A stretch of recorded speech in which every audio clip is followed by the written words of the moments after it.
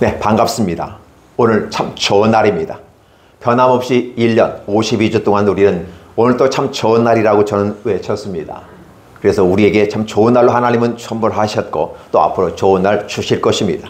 이 믿음의 근거는 하나님은 내 편이시라. 그는 우리 아버지시기 때문에 자식이 아버지 기대하는 순간만큼은 하나님은 아버지로서 우리를 감싸주시기 때문에 반드시 좋은 일을 주실 겁니다. 물론 그 사이사이에는 힘들고 어려운 일도 있겠으나 안아주시고 위로해주시고 참아주시고 지켜봐 주시는 그 하나님 안에서 우리가 용기를 얻고 나아갈 수 있는 힘을 얻어봅니다. 그래서 오늘 호세아 5장 1절로 15절에 있는 말씀 중심으로 해서 성도가 된다는 것에 대해서 한 말씀을 나누고자 합니다. 1부에서는 하나님을 섬긴다는 것은 이란 제목으로 말씀을 나눴습니다. 2부에서는 이제 성도가 된다는 것은 이란 제목입니다. 자, 우리가 성도가 된다는 것이란 말을 쓸 때 사실 거룩한 성도가 된다는 말, 이렇게 제목을 붙이는데 거룩한 성도란 단어 자체가 어울리지 않죠. 이미 성도라는 단어는 그렇죠? holiness, 그죠? 거룩함이 있고 그래서 holy people, 이렇게 거룩한 백성들 했을 때 성도라는 말을 쓰게 됩니다. 거기에다가 앞에 거룩한 단어를 붙이면 어떤 의미가 주어질까요? 성도는 성도인데 거룩하지 못한 성도가 있고 그렇죠? 거룩한 성도가 있구나라는 생각을 해봅니다. 그래서 거룩한 성도가 된다는 건 뭘까? 그러면 거룩한 성도 되기까지는 그 떠나서 우리는 원래 성도가 아니었다는 것을 한번 전제를 해보는 겁니다.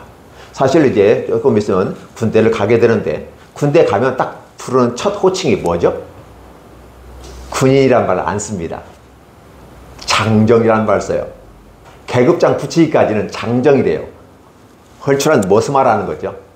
근데 계급장 붙이면서 이제 2등병, 1등병, 상등병, 병장 이렇게 이제 우리가 계급을 따라 부르게 됩니다.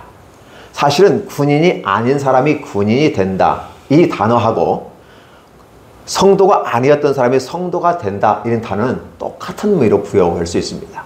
오늘 성경에 보니까 그들의 행위가 그들로 자기 하나님에게 돌아가지 못하게 하는데 하나님이 그들의 마음속에 없어 여호와를 알지 못한다. 그들이 음란한 마음을 가졌기 때문에 하나님을 찾을 수가 없다. 라고는 애매모호한 어떤 설정을 딱 던져놔 버리는 거예요. 그러다 보니까 더 이상 하나님은 그들에게 소원을 가지지 못했다. 그리고 15절에 가면 하나님이 자신의 은밀한 곳에 숨어버렸다. 자신의 은밀한 곳. 하나님이 숨으면 어디에 숨겠습니까? 하나님은 숨으실 분이 아니에요. 사람은 어떠한 곳에 두렵고 떨림으로 숨거나 외로워서 내가 삐져서 숨을 수도 있습니다. 은둔, 은신처, 아지터, 그죠? 이렇게 우리가 이제 얘기하면서 그곳에 숨어버려 잠수 탄다 이런 말도 있을 수 있어요. 근데 마치 인간이 그렇게 하는 것처럼 하나님이 자기 자신을 숨겨버렸다. 어디에? 에브라임, 북이스라엘, 유다. 에브라임은 사실은 북이스라엘을 상징하는 겁니다. 그리고 이스라엘이라고 하는 것은 에브라임과 유다를 같이 얘기하는 거예요. 이게 에브라임은 북지파의 대표 주자이고 유다는 남유다의 대표 지파입니다. 그래서 에브라임과 유다야 그러면 총칭적으로 이스라엘이라고 확 불러버리면서 너희와 나는 굉장히 좋은 관계였는데 그렇지 못했다. 한 해를 돌이켜보면서 너와 나의 관계가 어떻게 설정되었느냐라고 물어보는 거예요. 1년 동안의 삶의 모습 가운데 너와 나의 관계가 어떠한 모습이었느냐. 혹이 너희들의 마음속에 음란한 마음이 속에 있어 여호와를 알지 못한다. 겉으로는 하나님을 섬기는 것 같고 나의 행위는 하나님을 섬기는 것 같은데 실상 하나님과 함께 있었느냐. 아니면 음란한 것들이 세상 것들이 너의 마음을 가로막아서 하나님께 가까이 가는 그 길을 발목을 붙잡았느냐 라는 부분이에요. 그래서 하나님이 상당히 속상하다, 서운하다. 그래서 나는 피해버리겠다. 그리고 내가 피해버린 이 사건이 너에게 어떤 모습으로 다가올 것인가를 생각해봐라. 너희는 제사장들아, 귀인들아, 왕족들아, 이스라엘 백성들아, 들어라, 들어라, 들어라. 3번 강조하면서 하는 말들이에요. 이쯤 되면 어떻게 될까요? 너희는 분명히 너희 앞에 심판이 던져졌다라는 부분이에요.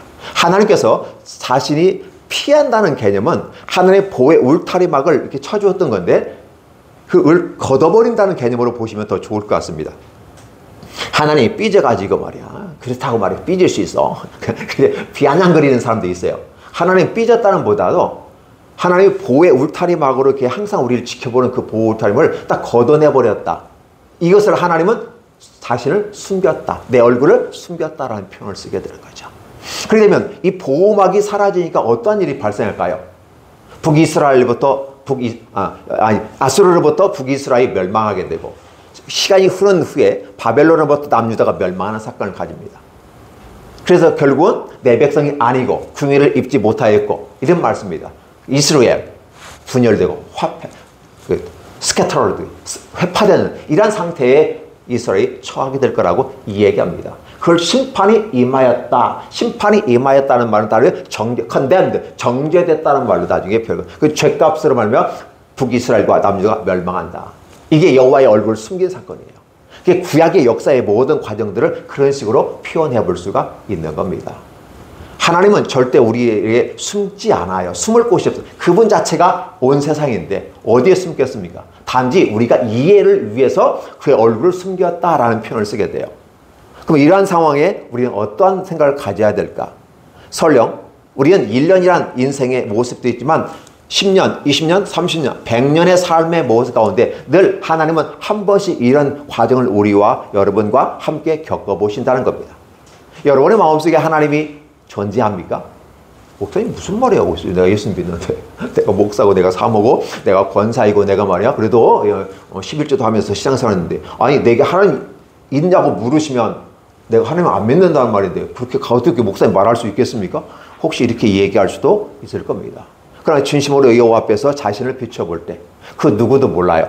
하나님과 각자 1대1의 관계 속에서 아실 겁니다.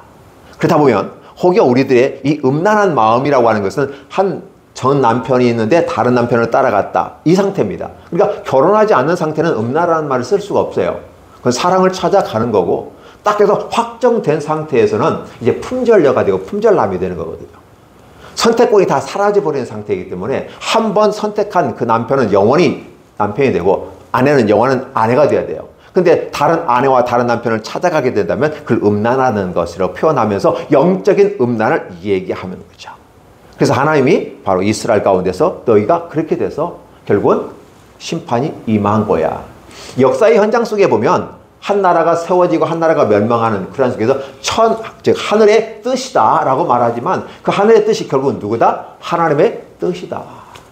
그죠? 이조는 한 500년, 그렇죠? 신라는 1000년, 고려도 어떻게 고려가 500년이 됐죠? 예. 역사라는 개념들이 그렇게 결국은 큰 나라들이 세웠다가 없어지고 없어지는 이 모든 과정들이 다 누구의 손에 있다? 하나님의 손 안에 있음을 얘기합니다. 이런 시점에서 성도가 된다고 하는 것을 다시 한번 우리가 생각해 보자. 그러니까 시작과 끝이라고 하는 부분 속에서는 항상 처음으로 원점으로 돌아가는 이런 훈련들을 우리가 해보아야 합니다. 처음으로 돌아가는 것이 바로 성도가 된다는 것입니다. 성도가 된다는 개념은 어떻게 우리 그림을 그려볼까요? 우리 역사 속에서 근거를 삼아서 봅니다. 야곱과 요셉을 통해서 애굽 땅으로 들어갑니다. 그때 75명 내지 70명, 이게 기록에 따라서 어떤 사람은 70명, 요셉을 포함시키냐 시키지 않느냐에 따라서 차이가 있을 수 있는데 70에서 75명으로 기록이 되어 있어요. 그래서 그들은 들어갑니다. 그래서 그들이 가서 200만이나 엄청난 수로 고센 땅에서 확장, 번성, 부흥이 이루어집니다. 하나님과 함께 하셔서 하나님이 그들을 배양하시고 그들을 공급하시는 하나님으로 있을 때는 그들이 굉장히 큰 모습으로 이렇게 있어요. 그럼에도 불구하고 그들이 하나님 앞에서 고민을 하더라는 겁니다. 어떤 고민을 할까요? 숫자가 불어나고 종족이 커지고 민족이 커지니까 그만큼 좋은 거 아닙니까? 라고 말하지만 그러한 과정 속에서 그들의 죄악들이 어떤 모습으로 애굽의 그 문화를 답습하고 그대로 정착하고 만족하고 안주하더라라는 사실이었어요. 그러니까 어떻게 돼요? 하나님께서는 바로 왕과 이집트 사람들에게 이런 생각을 주는 거죠. 쟤들이 너무 숫자가 많아졌어. 저들이 갑자기 힘이 세지면 정치력으로 군사적으로 굉장히 어려움이 생길 거야. 외적이 우리를 침범할 때 그들과 손짝짝꿍 하고 잡으면 우리 애굽은 그냥 날아가 버려. 그 정도로 불안을 느끼게 하나님은 허락하셨어요. 그러다 보니까 하나님은 어떻게 돼요? 쟤들 놔둬서는 안 되겠구나. 강하게 애를 못 낳게 약하게 힘들게 막 쥐어짜기 시작하는 것입니다. 그러한 모습 가운데서 그들은 하나님께 부르짖기 시작합니다. 그러니까 400년의 삶, 또 때로는 430년이라는 기록도 있어요. 430년의 기록 속에서 이스라엘 사람들은 하나님을 찾기보다 애굽이란 세상에 만족하고 안주하는 과정 속에 있을 때 그들은 하나님의 진노 속에서, 때로는 그걸 하나님의 진노라고 표현하기도 합니다. 그러나 결국은 이스라엘이 한 행위에 대한 보응이라는 사실을 얘기해 주고 있어요. 기독교나 성경을 좀 부정적으로 공격하는 사람들은 이렇게 말합니다. 하나님이 진노하시는 하나님이고, 하나님이 막 때렸었고, 하나님이 막 일방적으로 협박하고 공갈하고 스토커처럼 쫓아다니고, 그렇게 표현할 수도 있습니다. 그렇게 보일 수도 있어요. 그런데 중요한 건 뭐냐면 그러한 이유가 뭐냐라는 거예요. 그들이 여호와를 떠나버리고 음란하듯이 떠나버린 시초의 작업들이 발생하는 것입니다. 그래서 하나님께서는 참고, 그래서 하나님은 사실은 이스라엘로부터 고개를 숙여버렸어요. 얼굴을 숨겨버렸어요. 이스라엘 백성이 너무 막 통탄하고 힘들었을 때 하나님께 부르짖으니까 15절에 그들이 내게 부르짖기까지, 진심으로 나를 찾고 찾을 때까지 하나님은 숨어있겠다라는 표현을 쓰고 있었어요. 진심이 부르짖으니까 하나님은 모세를 불렀고 아론을 불러서 출애굽기라는 내용을 여러분 읽어보시면 알 겁니다. 그래서 모세와 아론을 통해서 이스라엘을 이끌고 내려 나왔습니다. 그러면서 광야 생활이 시작되면서 그 광야 생활하는 과정 속에서 40년 동안 하나님은 훈련시키는데 공급하시는 하나님으로 보여지더라는 것입니다. 여러분들이 군인이 된다, 성도가 된다, 이 내용에 앞서서 하나님은 여러분이 성도가 되는 과정 속에서 어떠한 모습으로 하나님은 보여지는가를 여러분 보셔야 됩니다. 우리들은 미시적인 관점에서 우리 인생을 살펴보면서 나에게는 하나님이 이렇게 은혜를 주셨고 23년 이렇게 뜻깊은 한 해가 되었어요 라고 말하면서 또 이런 부분이 아쉬웠어요 라고 말할 겁니다. 근데 여러분을 대하는 하나님은 어떠한 하나님으로 보여졌느냐는 거예요. 여러분의 보이는 하나님은 공급하시는 하나님입니까? 아니면 인도하시는 하나님입니까? 이게 나이대에 따라서 또 훈련 강도에 따라서 달라질 겁니다. 여러분들이 한번 이 시간에 평가해 보시기 바랍니다. 23년도 한 해는 나에게 공급하시는 하나님으로 그분이 내게 나타나셨는가, 나를 인도하시는 하나님으로 나타나셨는가를 여러분 평가해 보시고 여러분의 삶에 적용해 보셨으면 좋겠습니다. 그래서 모세와 아론을 통해서 출애굽을 하였고, 출애굽하면서 시내 광야에서 십계명으로 혼약, 영적인 언약, 그렇죠. 그래서 이스라엘은 비로소 선민이 됩니다. 그리고 아울러 하나님은 이스라엘의 하나님이 되고 이스라엘의 아버지가 되고 이스라엘의 남편이 되는 약정서를 맺게 되는 것이죠. 도장을 안 찍었는데요. 예, 도장을 안 찍어도 전체 대표성을 가지고 하나님 앞에서 십계명을 통해서 약속을 하게 되는 것이죠. 이러한 모습 가운데 그들을 끄집어내고 40년 동안 광야에서 이끌어갑니다. 그 40년의 광야는 사실은 그렇게 굳이 갈 필요가 없었잖아요. 우리 성경을 읽어보면 일주일 코스입니다. 쭉 가면 일주일 정도 충분히 가는 길인데 그 길을 40년 동안 돌리셨어요. 하나님은 이때 나타나는 것은 공급하시는 하나님으로 나타나시는 겁니다. 그때는 훈련의 과정이에요. 신혼이란 그 과정 속에서 광야에서 하나님만 바라보는 훈련을 시키는 거죠. 먹을 게 없으니까 하늘을 바라보고 메추라기가 내리고 만나가 내리는 그 모습. 그죠? 물이 없으니까 광야에 없잖아요. 반석을 쪽에 생수를 먹여주시는 하나님. 40년의 시간 동안 옷도 필요하고 신발도 필요하지 않을까요? 근데 신발이 헤어지지 아니하고 옷이 헤어지지 않았다. 이런 기적의 역사를 하나님은 발동하면서까지 이스라엘을 하나님 앞에서 훈련시켰어요. 어떻게 해라? 오직 하늘을 바라봐라. 하나님만 바라봐라. 먹고 마시고 입고 신는 이 모든 것들이 다 여호와께로 오는 거다. 이게 남편으로서 정당한 행위이고 권리이고 의무이다. 하나님은 이와 같은 걸 다 했어. 그런데 이러한 남편으로서 기능을 충분히 할 때 너희가 할 일은 오직 하나님만 바라보는 것이다 라는 것이었어요. 그럼에도 불구하고 이스라엘 사람들이 그 와중에 거시적인 차원에서는 그렇게 했지만 미시적인 차원에서 이스라엘 사람들 여전히 불평 불만이 많았다.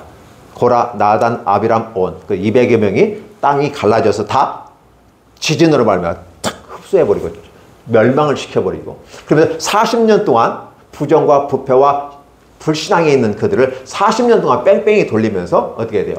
일주일이면 갈 길을 40년 동안 돌아다니는 거예요. 왜 40년 동안 이렇게 돌아다녔을까요? 애굽 땅에서 430년 동안 노예 근성 내지 세상의 안주, 하나님을 떠나버리고 세상이 좋사오니 여기가 좋사오니 이렇게 해가는 그들에게 생각을 바꿔버리는 것입니다. 예수 믿는다고 하는 것이 바로 그런 부분이에요. 우리의 생각을 바꾸는 겁니다. 세상적 가치 기준을 바꾸어서 하나님의 가치 기준으로 바꾸어버리는 겁니다. 하나님이 40년 동안 그렇게 훈련시키셨어요.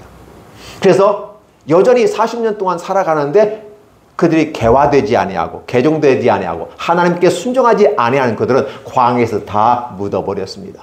그리고 그때 당시 20세 미만의 범죄하지 아니하는, 입술로 범죄하지 않는 그들을 하나님은 이끌고 가나안 땅으로 들어가게 됩니다. 그러니까 40년 동안 하나님은 어떤 하나님이었을까요? 공급하시는 하나님. 먹을 것, 마실 것, 입을 것, 신을 것 주셨습니다. 공급하시는 하나님으로 그 과정은 훈련의 과정이었다. 광야의 과정이었고, 그러나 힘들었지만 훈련의 과정 속에서 우리를 단단하게 세워줬고 굳건히 세워주시는 하나님이다. 여러분들은 훈련의 과정이 쉽지 않다는 걸 압니다. 특히 군대 갔다 온 사람은 6주, 4주 내지 6주 훈련 받죠? 지금 6주죠? 6주 받아야 비로소 이병, 짝대기 하나 받습니다. 비로소 군인입니다. 그전까지는 장정이었어요. 그 훈련을 받고 짝대기 하나 붙인 상태에서 이제 군인으로 살아갑니다. 그러면 장정과 군인의 차이가 뭘까요? 훈련을 받았느냐 받지 않았느냐 차이겠죠. 그 과정을 이수했느냐 이수하지 않았느냐. 오늘도 공급하시는 하나님의 손길을 느끼고 살아갈 때 우리는 비로소 성도가 되는 것입니다. 물론 십계명을 통해서 구약의 이스라엘 백성과 언약을 맺어서 성도가 된 것은 사실이에요. 선민이 된 건 분명합니다. 그러나 오늘 저와 여러분들은 어떠한 과정인가요? 영적인 십계명인가요? 글자로 기록된 십계명? 바로 그건 하나님과의 혼약이요. 결혼 서약하는 과정 속에 맺혀진 거잖아요. 그럼 저와 여러분들은 그 과정 속에서 공급하시는 하나님으로 살아갈 때 여전히 훈련 속에 있다. 그래서 20대, 30대까지는 훈련 속에 있을 수도 있습니다. 아니 40대, 50대, 60대 가도 훈련의 과정 속에서 삶을 살아가는 분이 있어요. 이 시간을 어떻게 할까요? 단축을 해야 하지 않을까요? 이스라엘은 일주일이면 해당될 걸 40년 동안 훈련을 받았다는 거예요. 왜 40년이었을까? 고난의 숫자가 40이기 때문에 40인가요? 우리는 그렇게 의미를 부여합니다. 왜? 역사를 바라보면서. 그래서 40은 고난의 수가 아니다. 이렇게 표현하고 하나님의 때까지 돌리고 돌려서 훈련시킨다. 그러면 우리는 지혜로운 사람들이야. 어떻게 하면 훈련을, 시간을 줄일 수 있을까? 우리 인생을 행복한 걸로 만들까? 그 방법은 뭐예요? 하나님이 원심 분리기로 뺑뺑이 돌린단 말이에요. 원심 분리기라는 말 이해하시죠? 세탁기 넣고 막 팡 돌리면 어떻게 돼요? 비누에 의해서 막 해서 오물들이 막 쫙 빠져나가잖아요. 그걸 다시 물 집어넣고 쫙 돌려가지고 빼고 강제적으로 빼내는 걸 원심 분리기예요. 우리들의 마음속에 이러한 음란한 것들이 다 빠져나가기를 하나님은 원하신다는 거죠. 그때 여러분들을 보실 때 공급하시는 하나님으로 여러분들은 보이게 될 겁니다. 그래서 일반적으로 보면 하나님은 공급하시는 하나님이야. 좋으신 하나님. 예, 좋으신 하나님인데 결국 어떻게 해요? 하나님만 봐야 된다는 시험의 테스트에 통과되어야만 한, 그래서 힘든 과정들이 바로 공급하시는 하나님을 할 때 보여질 수 있습니다. 두 번째는 이제 인도하시는 하나님입니다. 이 훈련의 모든 과정을 잘 마치고 이제 계급장을 단 다음에 어떻게 돼요? 자대 배치합니다. 군대에서. 자대 배치하는 것처럼 저와 여러분들은 어떻게 돼요? 젖과 꿀을 흐르는 땅으로 하나님은 옮겨 놓으시는 겁니다. 그러니까 신병 때의 모습과 훈련병의 모습과 자대 배치 받았을 때는 또 다른 모습으로 돼요. 대한민국 군인으로서 정상적인 업무를 수행하게 되는 것이죠. 그 업무는 뭘까요? 국가를 수호하고 충성을 맹세하고 상급자의 명령에 복종하고 유계질서를 통해서 일사불란하게 움직이면서 하나의 가드, 국방력을 강화하는 그 길의 주역이 되는 거 아니겠습니까? 밤은 밤마다 보초 서서 우리 부대를 지키고, 그렇죠? 이 부대 지키는 것이 국가를 지키는 것이야 하면서 보초병에 대한 업무를 숙지시켜 버립니다. 오늘 저와 여러분들은 그러한 모습으로 군인이 되는 것처럼 오늘 우리 성도가 된다는 부분은 그렇게 되어집니다. 그러니까 우리는 주님과 함께 하나님의 놀라운 은혜로 말미암아 선민이 되었습니다. 그렇죠? 백성이 되었습니다. 성도가 되었습니다. 그래서 적과 꿀이 있는 땅에 이스라엘을 집어넣었을 때 그들은 어떤 모습이었을까? 이제는 적과 꿀이 있는 땅에 발을 디디는 순간 하늘에서 만나와 메추라기 다 사라져버렸습니다. 그 옷이 그때부터 헤어지기 시작했고 신발도 헤어지기 시작했습니다. 뭐 하는 거죠? 적과 꿀이 있는 땅에 들어가서 이제 너희가 힘써 수고하고 노력을 해서 얻은 소출로 말미암아 기뻐하고 즐거워하며 너의 하나님을 섬겨라. 달리 말하면 성숙의 단계예요. 그 훈련받고 보호받고 이끌어가는 그 상황이 아닌 거죠. 우리가 한 20세까지 볼까요? 미성년자, 성년 이렇게 구별할 때 미성년 20세까지는 부모의 보호를 받는 것처럼 공급하시는 부모님의 손길 속에 있었다. 그렇기 때문에 때로 할머니가 뭐라고 하면 꼼짝 마라 했었지, 그지? 근데 이제 나이가 크니까 어떻게 해요? 할머니가 뭐라고 하면 할머니 뭐 그래? 아버지, 어머니 왜 그래? 우리 따지고 듣나 말이죠. 20세까지는 어때요? 보호자로서 보호를 받는 거죠. 그래서 때로 부모가 정상적인 길로 가면 좋지만 그렇지 못하게 가르치는 부모도 있잖아요. 그럼 짜증도 많이 나고 힘들 수 있어요. 또 올바른 걸 가르쳐도 나 하기 싫어서 짜증날 수도 있거든요. 이런 과정들이 공급하시는 하나님 때 느껴지는 부분들이에요. 1년 동안 여러분들은 공급하시는 하나님과 함께 살았습니까? 라는 질문을 던져봅니다. 두 번째, 인도하시는 하나님입니다. 이제는 내가 성숙하고 훈련되어지고 이제 젖과 꿀이 있는 땅에 들어가서 얼마든지 노동을 통해서 생산을 얻고 내 사랑을 베풀어가는 과정 속에서 살아갑니다. 그래서 그 얻은 소출로 말며 하나님을 섬기는 단계에 올라가는 것이죠. 이게 바로 인도하시는 하나님이에요. 그럼 여러분들은 이제 인도하시는 하나님의 손길을 받고 있습니까? 라는 질문을 던져보고 싶은 것이에요. 이제 성숙한 모습이에요. 성인이 되었어요. 어때요? 친구는 어때요? 이제 성인이 되었고 스스로가 이제 해야 되는데 굳이 아빠가 엄마가 공부하라고 안 해도 스스로가 느끼잖아요. 내가 공부를 충실히 했다? 못했다. 내가 이 부족했구나. 이제는 부모님이 이 얘기해 줄 단계가 아니죠. 오히려 부모님이 이 얘기해 주면 그건 제가 알아서 할게요. 이렇게 얘기하면서 근데 제가 만약에 외향적이 보았을 때 여전히 내가 도움이 필요하다고 느껴지면 그때 말씀해 주세요. 그러나 그 전까지는 지켜만 봐주세요. 이게 성년된 사람들이 부모에게 요구하는 상황입니다. 아직은 내가 20대를 벗어났기 때문에 아직은 보호가 필요할 수도 있어요. 그렇죠? 완벽하게 정신적으로 경제적으로 독립한 게 아니기 때문에 때로는 경제적으로 정신적으로 독립했다 하더라도 여전히 부모의 사랑이 머물러 있죠. 그러니까 항상 공급하시는 부모로 남아요. 하나님 이렇게 합니다. 그럼 오늘 저와 여러분들은 한 해를 마감하는 시점에서 인도하시는 하나님의 손길을 과연 느끼냐는 걸 말씀드리는 거예요. 그러면 이제 여러분들에게 맡겨진 것은 하나님의 일이라고 하는 부분이 맡겨질 겁니다. 여러분들 하나님의 일이 아까 무엇이냐고 물었을 때 너무 막연한 것 같아요. 그래서 교회 안에서는 기도와 찬송과 예배로 말미암아 사랑을 나누고 우리가 하나입니다. 우리가 식구입니다라는 걸 다지고 하는 공동체의 영적인 예배가 함께 진행되는 겁니다. 현장 예배가 진행된 겁니다. 그렇죠? 근데 이것만 우리가 여기에서만 여전히 우리는 공급하시는 하나님의 손길에 머물러 있는 한국 교회가 여전히 여기에 모여요. 그래서 모여서 예배하고 나와 하나님과의 관계, 나와 성도와 관계, 나와 공동체와 관계, 나와 교육자와 관계 이런 과정 속에서 우리가 하나의 사랑을 느끼면서 가는 것 이게 바로 공급하시는 하나님 안에서 예배하는 겁니다. 이제는 어떻게 될까요? 삶의 예배로 나가야만 합니다. 인도하시는 하나님의 손길을 받아야 됩니다. 예배 끝나고 저 문을 박차고 나가는 순간 예배 끝났습니까? 아닙니다. 문을 열고 나가는 순간 예배가 시작되는 겁니다. 삶의 예배가 시작된 겁니다. 그러니까 여러분들은 이제 나가서 어떤 일들을 하게 될까요? 여러분들은 남을 섬기는 일을 합니다. 섬기는 일이라는 개념은 내가 뭔가 생산성을 가지고 충분히 기능하면서 얻은 소출로 내가 남에게 도움을 받지 아니하고 그죠? 도움받는 위치가 아니에요. 이제 성숙한 자로서 내가 이제는 얻은 소득으로 말미암아 내 걸 충분히 나를 위해서 공급하는 겁니다. 첫 번째, 나를 위해서 공급하고 두 번째, 잉여 재산을 가지고 잉여의 어떤 재능과 능력과 자금을 가지고 부모님에게, 할머니에게, 이웃에게 사랑을 베풀어가는 것이 성숙한 자입니다. 이 상태에서는 저와 여러분이 해야 될 일이 뭐냐면 하나님의 순종을 따라가야 돼요. 하나님의 인도함을 받아야 돼요.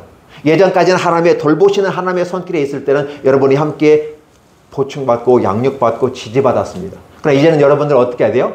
하나님의 말씀에 순종하는 거예요. 그때 하나님 앞에 순종한다는 다른 말로 바꾸면 뭐가 될까요? 이제는 성숙한 사람으로서 그분에게 영광을 드러내는 존재입니다. 그러니까 20년 동안 내 부모님이 나를 지지해주고 등록금도 주고 옷도 주고 잠자리도 주고 때로 특별 이벤트에서 생일 선물도 같이 하고 또 해외여행도 같이 하고 이런 모든 과정을 베풀어 주셨단 말이에요. 그렇죠? 그러면 이제는 어떻게 돼요? 그렇게 해주신 분이 내 부모님이라는 사실을 드러내야만 합니다. 내가 여기 있는 것은 내가 아니오. 나를 지지해주고 함께해준 부모님이 계셨기 때문에 할머님이 계셨기 때문에 내가 여기 있습니다 라고 하는. 그럼 이제는 나의 모든 것은 다 부모님의 것이고 내 영광도 다 부모님의 것이고 그렇죠? 할머님의 것이고 우리 가족들이 함께 지지해 준 겁니다 라고 인정하고 드러내야만 하는 것입니다. 순종이라는 말은 그 부분입니다. 하나님을 하나님으로 인정하고 드러내줘야 돼요. 비로소 이제 부모가 부모로 대접받는 것이고요. 누구를 통해서? 저와 여러분들을 통해서 부모를 공경하고 대접해드리고 하나님을 대접하는 것이 인도하시는 하나님의 손길을 따라가는 겁니다. 그래서 하나님께서 우리의 생각을 주장하시고 우리의 발걸음을 인도하십니다. 그러면 그 발걸음을 충실히 따라가는데 순종이라는 단어가 필요한 거죠. 그 순종은 목적은 뭐냐? 주님을 드러내야 합니다. 그동안 나를 이끌으시고 나를 구원하시고 나를 선민 삼아주시고 했던 모든 분이 다 하나님이시다라는. 그래서 그분은 내 남편이고 내 아버지고 내 선생이고 내 친구이고 내 벗이고 그분 나의 왕이시고 나의 제사장이고 그죠? 나의 선지자다. 이사야 9장 6절에 이렇게 표현하죠. 하나님은 어떻게 표현합니까? 전능자, 그렇죠? 모사 이런 표현을 쓰게 되죠. 전략가, 상담가, 그다음에 평강의 왕, 아버지, 하나님 이런 식으로 표현합니다. 아기 예수님이 이 땅에 오셨을 때 그 표현이 구약에서 그렇게 표현하고 있다는 겁니다. 이제는 저와 여러분이 주님을 드러내야만 합니다. 나의 삶을 통해서 그분이 높아지고 나는 더욱더 낮아지는 겸손한 삶. 그것이 바로 하나님 앞에서 인도받는 삶이고 나로 말미암아 이웃에게 사랑과 실천하는 과정 속에 있다는 것입니다. 그러면 저와 여러분들은 어떻게 무슨 일을 해야만 할까요? 저와 여러분이 자신의 삶 속에서 당연히 1차적인 영적인 예배, 현장 예배, 주일마다 드리는 이 예배에 참여하는 건 당연한 겁니다. 찬송과 기도와 말씀을 듣고 하니 모든 과정이 대단히 중요합니다. 그렇죠? 그리고 아울러 삶의 현장에 가서 그 사랑을 어떻게 실천할 것인가 라는 부분이에요. 그래서 여러분들 함께 우리가 사랑 실천을 만들고 복지백화점을 만들고 서클10이라는 이름을 가지고 이렇게 진행하는 이 과정, 아니면 여러분의 삶의 현장 속에서 이미 하고 있는 모든 일 속에서 주님이 드러나게끔 만들어줘야 되는 것이죠. 내가 기독교인이라고 말하면서 내가 기독교인이라는 말을 썼을 때는요, 그만큼 책임감이 있는 거여야 돼요. 말로는 막 기독교인이고 하나님의 사랑과 은혜와 뭐 좋은 말 다 하는데 행동과 언어가 나오는 것은 어떻게 해요? 욕하고 시기하고 삐지고 아직도 공급자의 하나님을 손길을 기다리는 그 위치에 행동을 하고 있다면 그것은 인도받는 자의 모습은 아니다. 성숙한 자의 모습은 아니다고 생각합니다. 이제는 나로 말미암아 어떻게 돼요? 남을 위해서 기도해 줄 수 있고 남에게 후원하고 기부해 줄 수 있고요. 홍보해 줄 수 있고 그 다음에 그들에게 나의 사랑을, 하나님의 사랑을 알려준다. 그걸 교육한다. 그걸 우리 전도라는 말 쓰잖아요. 이 전도에는 두 가지가 있어요. 하나는 교육한다. 알려줘야 도를 전하는 거니까 알려줘야 돼요. 교육이라는 목적이에요. 그래서 가르치는 겁니다. 사역일을 통해서 가르치는데 가르치고 그 다음에 그를 이끌어 와야 됩니다. 이끌어 오고는 것뿐만 아니라 그를 성숙하게 자리를 잡을 때까지 기도해 줘야 되는 거예요. 그래서 마치 성인식을 할 때까지 키워내는 것처럼 키워내는 것입니다. 이러한 부분이 공급자의 하나님으로서 이제 그 하나님이 하셨던 일들을 저와 여러분을 통해서 하시겠다는 것입니다. 대단히 중요한 부분입니다. 하나님은 여러분들을 공급하시고 이끌어주시고 그래서 부모가 자식에게 공급하고 못했던 것들은 이제는 네가 컸으니까 네가 스스로 이제 너의 삶을 추구해 나가되 너의 부모를 기억하며 삶을 살아가라.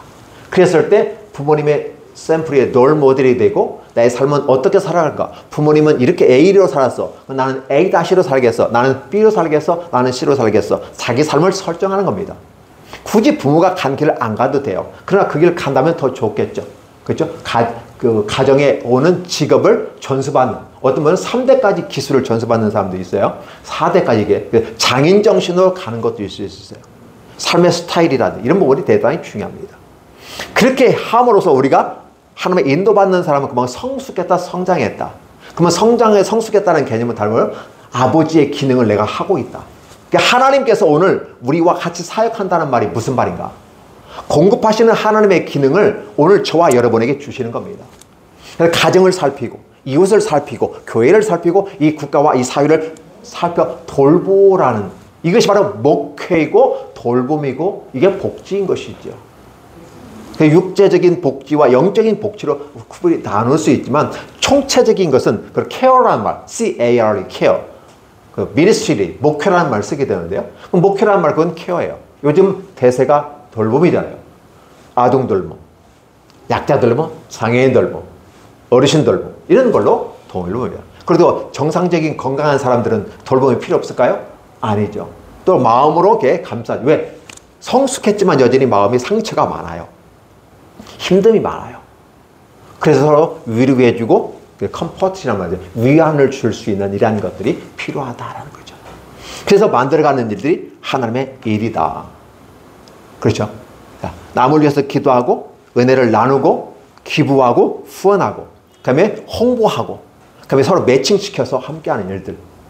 그러니까 교회에서는 예배에 기본적으로 하기 위해서 전도하고 교육해서 데려오는 거지만 우리가 사랑 실천원으로서 하나의 사랑을 실천할 때는 우리가 할 수 있는 모든 일들을 위해서 홍보하고 알리고 이러한 것들이 대단히 중요하다. 어떤 분들은 그게요. 교회에서 전도지 안 나누고 화장지 나누면서 교회 홍보하고 있는 거예요. 가짜 교회, 가짜 전도라고 이게 많이 매도하시는 분들이 있더라고요. 그것은 언어를 사용할 수 있지만 그렇게도 이 얘기할 수 있지만 너무 그걸 강조하다 보니까 이상하게 자기만 잘났고 남은 다 이상한 것처럼 보이는 경우가 있을 수 있어요. 우리는 중요한 건 뭐냐면 하나님의 영광을 드러내는 그런 설교인가 하나님을 드러내는 사랑 실천인가를 봐야 됩니다. 그렇지 않고 보여졌을 때는 심각하게 문제가 나타난다는 사실이죠. 정리해 봅니다. 성도가 된다고 하는 것은 군인이 된다는 것과 똑같아. 노예 생활에서 이스라엘 선민이 되고 성도가 되는 것, 내가 장정이어서 1등병이 돼서 비로소 군인이 된다는 것 똑같다. 일정의 과정이 필요하다. 그게 바로 광야 생활이고 신혼 생활이었다.